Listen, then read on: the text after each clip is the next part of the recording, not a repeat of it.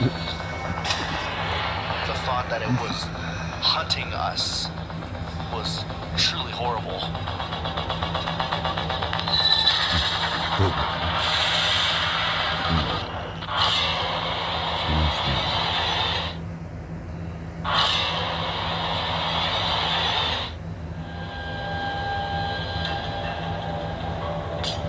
The horrors of Ghost Road are exclusive to that small, rural area.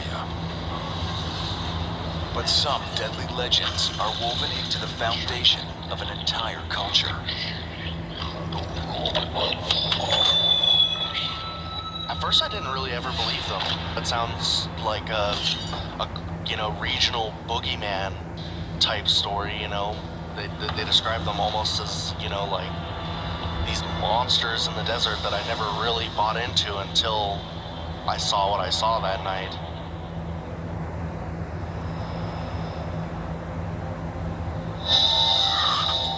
Arizona is a land rich in mythology. Many of the most extraordinary stories come from the Navajo Nation, who today have made the small city of Window Rock their capital. They say that the Window Rock itself holds a lot of spiritual energy for the Navajo's culture.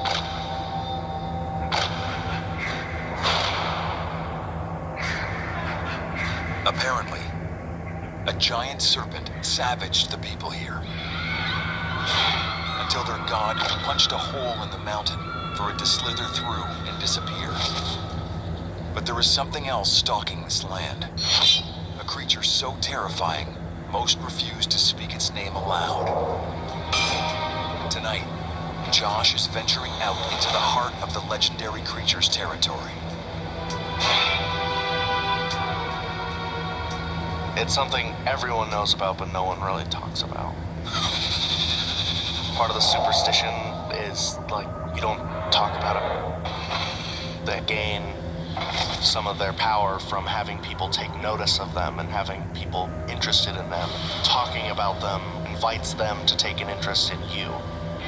And it's not only the Navajo who take the story seriously. Paranormal investigators know that legendary monsters can be rooted in terrible truths and understand how dangerous it is to come across one.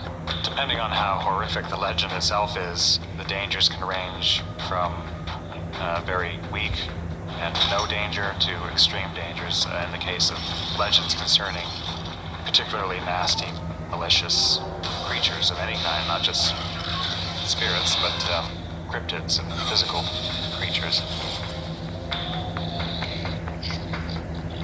And just like the Garden of Eden, the most beautiful landscape can hide a vicious creature. It almost feels like there's there's two sides to every coin. They talk about the good energy or the good shamanistic thing. It almost feels like, in the area, it almost makes sense that there'd be something kind of sinister to almost protect itself. Legends just aren't stories. They could be warnings from our ancestors. They've seen stuff that we may not have experienced before, that might be just letting us know what's about to happen or what's yet to come.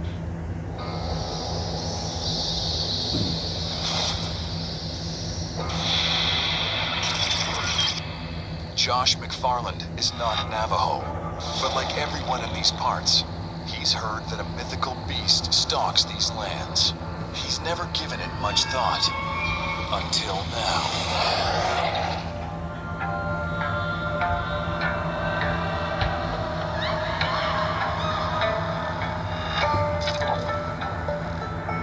Tonight, he and his father are driving down this dark road, miles away from the nearest town. My dad owned and operated a small delivery service in and around the area, taking small packages out to rural settlements it's too much of a hassle for the larger companies. It was definitely not uncommon at all for us to be driving very, very far from civilization. Snakes, horned lizards, but you definitely wouldn't want to find yourself alone at night in that area. We had gotten a call to install a large screen television in a house just outside of Window Rock.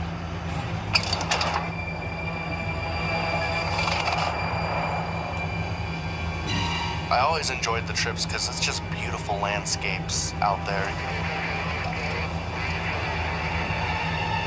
During the nighttime, it's almost absolutely pitch unless there's a full moon. If you're driving down the highway, you pretty much can only see the areas in your headlights. Suddenly, Josh senses the area may not be as deserted as it seems. When you're in the desert at night, sometimes you get this feeling like something's out there with you. You know, you can kind of feel that there's something watching you. If something else is out there, at least they're not entirely on their own.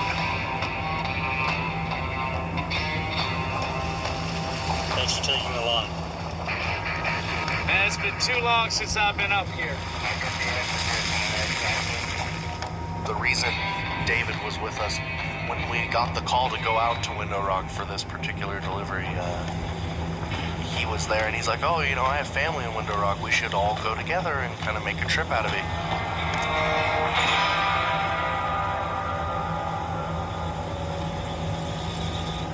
David and his entire family are Navajo. About time he learned the truth about his daddy, don't you think? We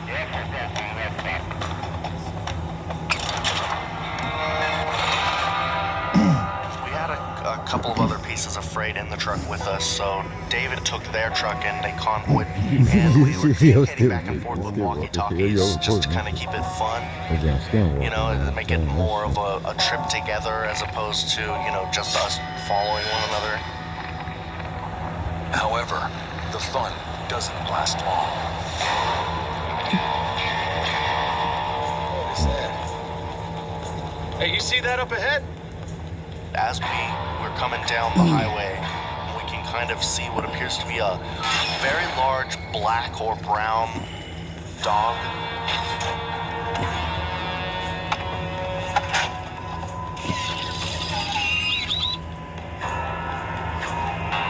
As we get closer and closer, we can kind of see that it's got this brown, wiry, kind of matted fur. Looks like it could almost be covered in like a dried blood. It turns and it looks at us and it's got this it's like a face.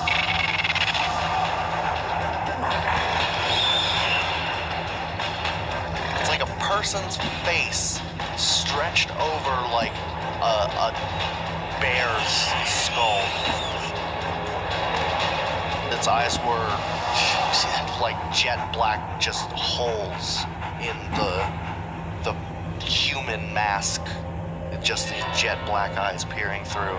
And while it, like the expression in the eyes was almost angry, the look on the face was more one of like pain and agony.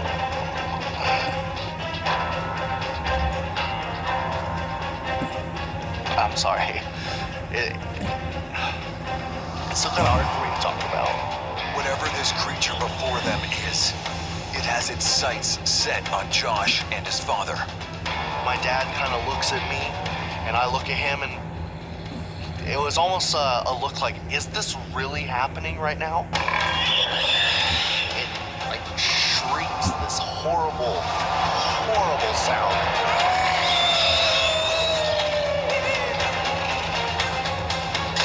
Now that the beast sees them, there's no escape.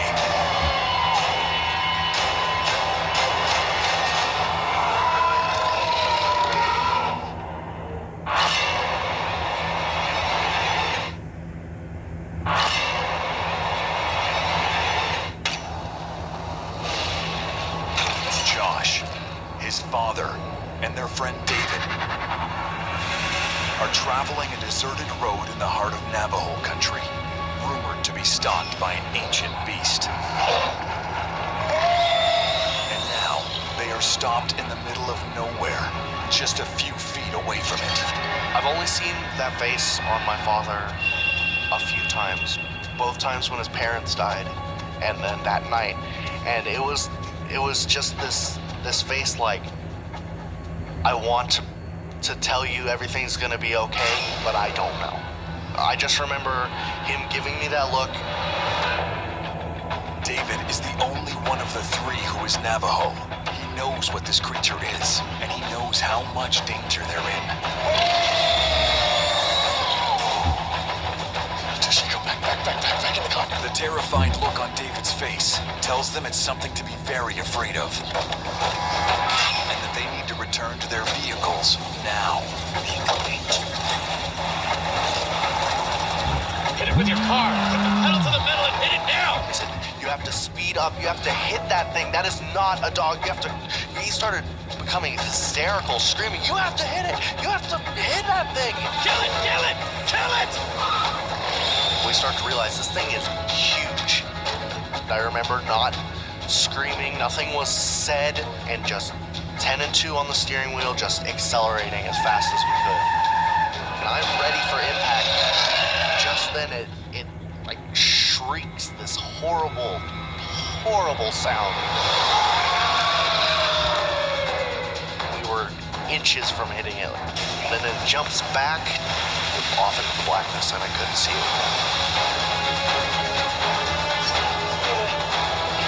Do you see it? Do you see it? It was unnatural. I mean, it's sitting in the dead center of the highway, and it's able to clear a whole lane, plus, you know, the little ditch off to the side that separates the road from the barbed wire fence.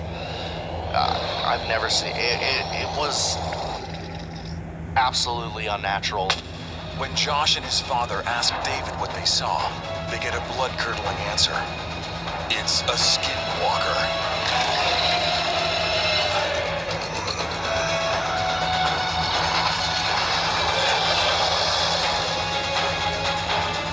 Ejaculating prematurely?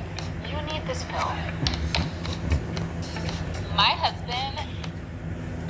Is predominantly around the southwestern United States. A skinwalker is a shaman or a medicine man that has begun practicing the evil side of shamanism that involves mostly taking shape, shifting shape. It's a shapeshifter. Someone who can change from a human to an animal. A skinwalker is also known as a Navajo witch. They're known to be harmful. The legend describes them as being some sort of an animal-like humanoid. They're like a magical practitioner, like a shaman that's started to practice like a blood magic or a black magic. Not all Navajo shamans are evil, but those who pursue dark magic or dark energy could be potentially really dangerous. And there's a sinister reason why it is after these innocent travelers.